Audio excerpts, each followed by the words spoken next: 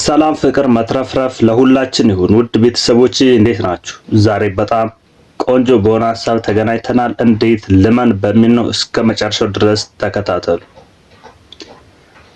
አንተ በራስህ ካመንክ፣ አንተ አንድን ነገር መስራት እችላለሁ ብለህ ካመንክ ማንም ሊያስቆምህ አይችልም። ለጊዜው በሮች ሊዘጉ፣ እንቅፋቶች ሊገጥሙህ ይችላሉ፣ ግን በፍጹም ጠቅልለው ሊያስቆሙህ አይችሉም። ንቁ ባልሆነው የአእምሮ ክፍል ላይ የተጫኑት ፕሮግራሞች በሐሳብ አማካኝነት በመሆኑ ሊተኩና ሊሰረዙ የሚችሉትን በሐሳብ ብቻ ነው። ሁሉንም ነገር ማድረግ እችላለሁ ስትል ንቁ ካልሆነው የአእምሮ ክፍል ተቃውሞ ይገጥምሃል። ሐሳብህ ስህተት ነው ይልሃል። ነገር ግን እየደጋገምክ ባደረከው ቁጥር ሐሳቦችህ ወደ እምነት ይቀየሩና ፕሮግራሙን ትቀይረዋለህ። ምርጫው ከሆነ ማንም ሰው በራሱ ላይ እምነት ማሳደር ይችላል። ለዓመታት እምነት አጥተህ ብትቆይም በጥቂት ጊዜያት የተጠራቀመ ጥረት በማድረግ በራስህ ላይ እምነት ማሳደር ትችላለህ። ፕሮግራሙን እንደገና ለማደስ በጣም ውጤታማውን ጊዜ ልጠቁምህ። ማታ ወደ እንቅልፍ ከመሄድህ በፊት ነው።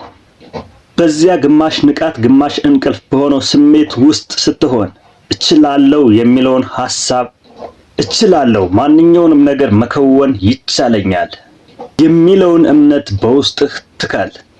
ምነው ዓላማህ እችላለሁ የሚለው ሐሳብ የዕለቱ የመጨረሻ ሐሳብ እንዲሆን ማድረግ ነው። ምክንያቱም የመጨረሻው ሐሳብህ ቀጥታ ንቁ ወዳልሆነው የአእምሮ ክፍል ይሄዳል። ያንን ሐሳብ ደግሞ እውነት ነው ብሎ የመቀበል ግዴታ አለበት። ንቁ ያልሆነው የአእምሮ ክፍል አንዴ ፕሮግራሙን ከቀየረ ፕሮግራምህን እውን ለማድረግ ተግቶ ይሰራል።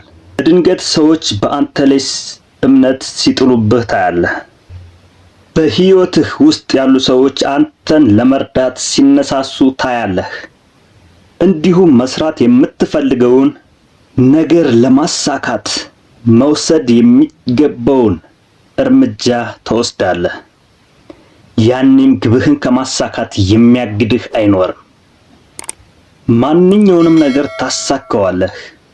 አእምሮ ከተዘጋጀ ሁሉም ዝግጁ ነው። ውድ ቤተሰቦች አእምሯችሁን አዘጋጁ እያልኩኝ ለዛሬ የነበረኝ ቆይታ በዚህ አጠናቅቃለሁኝ።